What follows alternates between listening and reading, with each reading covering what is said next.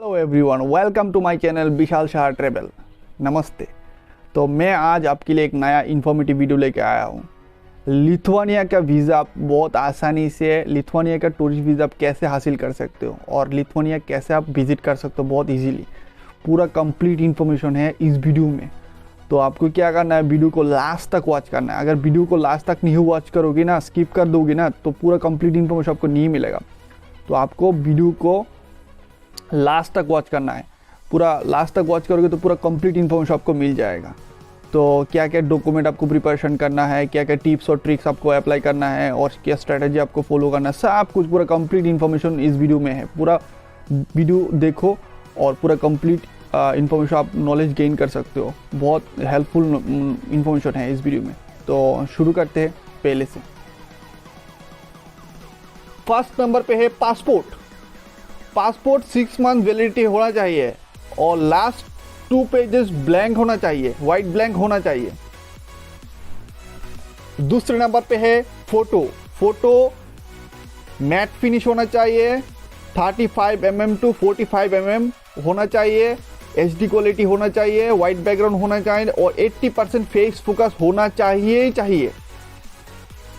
तीसरे नंबर पे है cover letter. Cover letter to the point होना चाहिए, बड़ा भी नहीं होना चाहिए, छोटा भी नहीं होना चाहिए, ज़्यादा छोटा भी नहीं, ज़्यादा बड़ा भी नहीं, और टू द पॉइंट होना चाहिए। और आपका प्रोफाइल को फुल्ली एक्सप्लेन होना चाहिए। आप क्या करते हो, आपका प्रोफाइल क्या है, सब कुछ एक्सप्लेन होना चाहिए। चौथी नंबर पे है आपका travel plan and travel itinerary. आपका travel plan, travel itinerary fully explain होना चाहिए। डे वाइज प्लान, आप क्या करोगे, कौन सी टूरिस्ट अट्रैक्शन पे विजिट करोगे, क्या कहाँ घूमोगे, क्या करोगे, सब कुछ फुल्ली एक्सप्लेन होना चाहिए। और पांचवी नंबर पे है ट्रैवल इंश्योरेंस। ट्रैवल इंश्योरेंस आपका फुल्ली जितने दिन रहोगे उससे एक दिन ज़्यादा कवरेज होना चाहिए और 30,000 यूरो मेडिकल कवरेज होना चाहिए, मैंडेटरी है। और ये आपको पॉलिसी वजह से आसानी से मिल जाएगा। 6 नंबर पे है एकोमोडेशन। आप होटल भी ले सकते हो, हॉस्टल भी ले सकते हो, ऑलरेडी पेड भी ले सकते हो, डमी बुकिंग भी लगा सकते हो। डमी बुकिंग मीन्स लाइक आपको फ्री बुकिंग मिल जाएगा, वहाँ पर रीच होने के बाद, होटल और हॉस्टल में रीच होने के बाद आपको पे करना पड़ेगा। बहुत आसानी से hostel.com, booking.com से मिल जाएगा। 7 नंबर पे है फ्लाइट। फ्लाइट आप ऑलरेडी पेड बुकिंग भी ले सकते हो और डमी टिकट भी लगा सकते हो, ये आपके ऊपर डिपेंड करता है। मेरा सजेशन यही रहेगा कि as you are applying for visa, so dummy ticket लगा दो। वीज़ा आने के बाद आप नया एक टिकट बुक कर लेना, पेड बुकिंग कर लेना। तो जब तक वीज़ा नहीं आता तो कोई श्योरिटी नहीं है आपका वीज़ा लगेगा या नहीं लगेगा। तो अगर आप ऑलरेडी बुकिंग कर लिया है फ्लाइट टिकट, तो अगर वीज़ा नहीं आता है तो आपका पैसा लॉस हो जाएगा। तो इसकी वजह से मेरा बेस्ट यही सजेशन रहेगा, डमी बुकिंग कर लो। और डमी बुकिंग यात्री.com, Make My Trip and Wego, वहाँ से आसानी से मिल जाएगा। 8 नंबर पे है covid report. RT-PCR test 72 hours before कर लेना, जिसका वैलिडिटी 72 आवर्स होना ही चाहिए। और रैपिड टेस्ट अगर चाहिए देख लेना, रैपिड टेस्ट अगर चाहिए तो कर लेना, नहीं तो ठीक है, it's okay. And double vaccine होना ही चाहिए, कोविड वैक्सीन डबल डोसेस होना ही चाहिए, ऐसे मैंडेटरी है।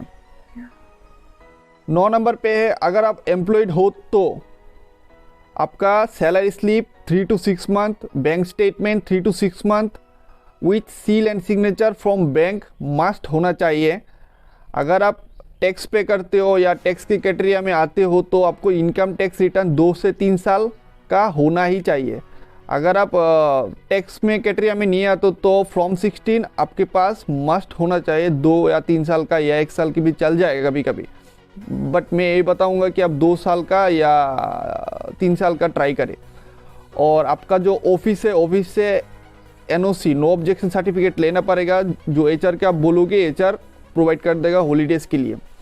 और आपका ID कार्ड मस्ट देना पड़ेगा प्रूफ के लिए।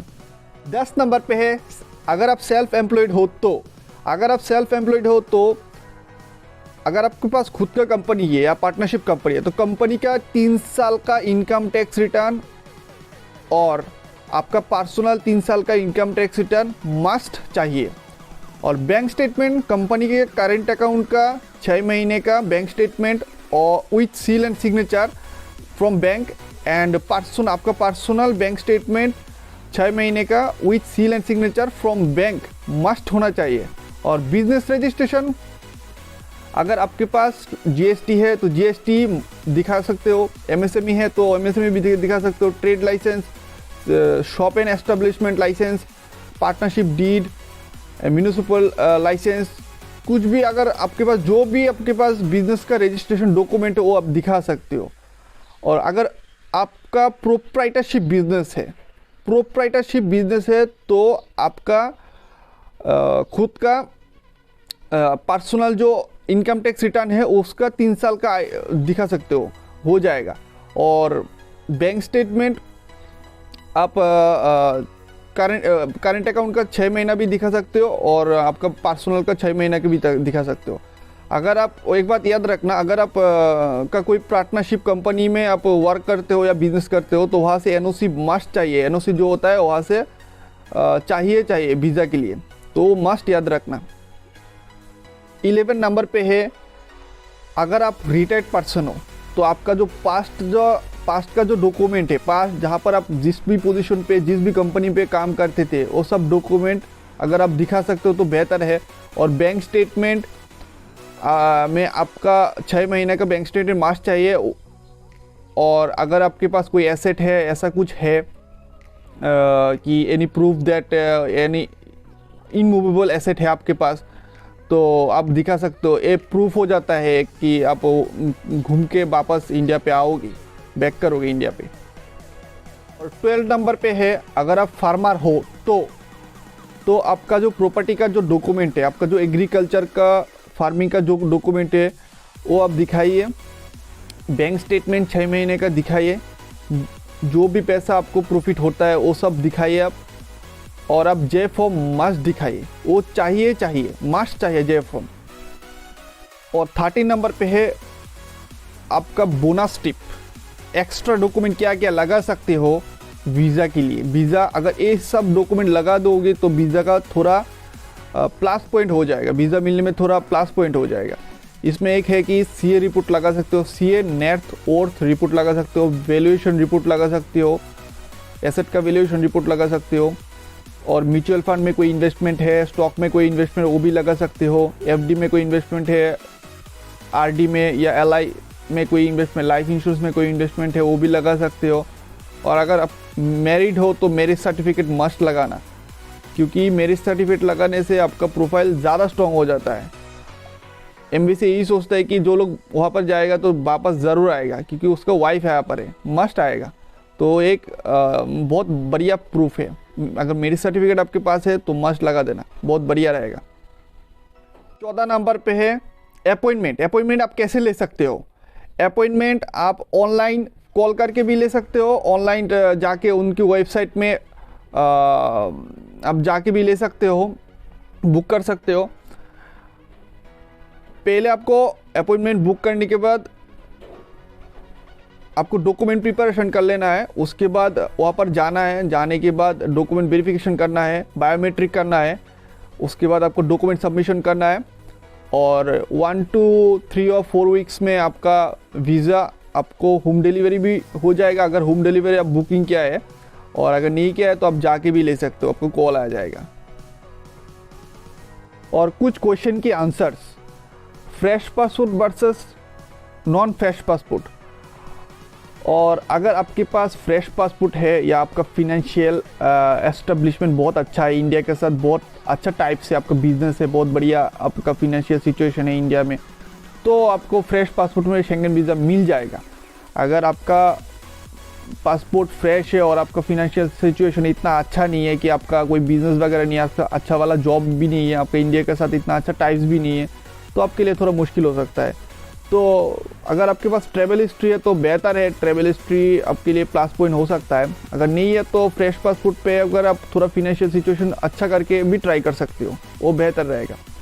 और सेकंड पे आते हैं कि बैंक स्टेटमेंट और बैंक बैलेंस कितना होना चाहिए। बैंक स्टेटमेंट देखो, बैंक स्टेटमेंट जो है ना, बैंक स्टेटमेंट सीक्वेंसली होना चाहिए, सीक्वेंसली ट्रांजैक्शन होना चाहिए, रेगुलरली ट्रांजैक्शन होना चाहिए, रेगुलरली सीक्वेंसली ट्रांजैक्शन होना चाहिए। ऐसा नहीं कि कोई सडनली 2 लाख सडनली किसी ने डाल दिया पर और 2 दिन बाद 3 लाख डाल दिया, ऐसे नहीं हो सकता।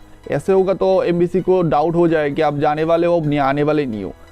तो बैंक बैलेंस आपका सीक्वेंसली होना चाहिए। और वीज़ा कितना टाइम लग सकता है वीज़ा आने में? वीज़ा देखो डिपेंड करता है एमबीसी के ऊपर, कभी कभी 1 वीक में हो जाता है, कभी कभी 2 दिन में भी वीज़ा आ जाता है, कभी कभी 3 वीक्स या 4 वीक्स भी लग सकता है। ये डिपेंड करता है एमबीसी के ऊपर। तो एमबीसी का इंटेंशन अगर क्लियर है कि एमबीसी को, अगर तुम्हारा इंटेंशन अगर क्लियर है कि एमबीसी को समझा दिया कि कन्विंस कर ले कि मैं जाने वाला हूँ, घूम के वापस आने वाला हूँ, तो ज़्यादा टाइम नहीं लगेगा। अगर थोड़ा भी डाउट होता है तो अगर वो इंटरव्यू भी ले सकते हैं, कॉल भी कर सकते हैं, और डिपेंड करता है एमबीसी के ऊपर, जो वीज़ा देने वाला है उसके ऊपर।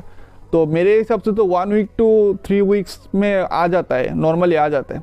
तो देखते हैं। लास्ट में यही बताना चाहता हूँ, अगर लिथुआनिया का टूरिस्ट वीज़ा आपको बहुत अच्छा लगा, बहुत इन्फॉर्मेटिव वीडियो लगा, तो प्लीज़ प्लीज़ प्लीज़ जितना हो सके आप शेयर करो, सबके साथ शेयर करो, आपका रिलेटिव्स फ्रेंड्स सबके साथ शेयर करो। इस इंफॉर्मेशन को सबके पास पहुँचाओ जितना हो सके। और प्लीज़ सब्सक्राइब कर देना, मेरे चैनल को सब्सक्राइब कर देना प्लीज़, और बेल आइकॉन हिट कर देना, क्योंकि मेरा जो नेक्स्ट जो ज़बरदस्त व्यूज़ आने वाला है ना, उसका नोटिफिकेशन आपको जल्दी मिल जाएगा। और प्लीज़ मेरा एफर्ट आपको बहुत अच्छा लगा तो एक लाइक तो बनता है, एक लाइक कर देना। और कमेंट में बताना कि मेरा वीडियो कितना अच्छा लगा आपको, इस वीडियो कितना अच्छा लगा, और कौन सी टाइप की कंटेंट लेके मैं नेक्स्ट वीडियो बनाऊँ।